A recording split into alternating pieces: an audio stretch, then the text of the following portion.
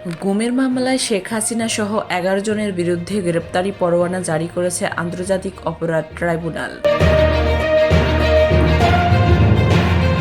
চট্টগ্রাম আদালত থেকে প্রায় 2000 মামলার নথি গায়েব।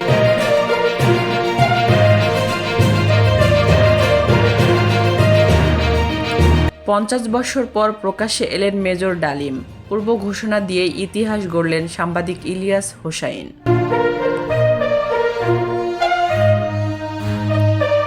ডিবিতে আর আয়নাঘর, ভাতের হোটেল থাকবে না বলে মন্তব্য করেছেন স্বরাষ্ট্র উপদেষ্টা।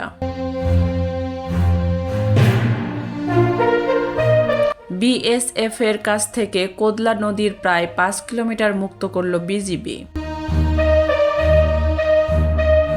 চট্টগ্রাম কোতোয়ালি থানার সাবেক ওসি নিজামুদ্দিনকে গণপিটুনি দিয়ে পুলিশে দিল বিএনপির নেতাকর্মীরা। খুনি হাসিনা দেশের রাজনৈতিক কাঠামো ভেঙে দিয়েছে বলে মন্তব্য করেছেন হাসনাত আবদুল্লাহ।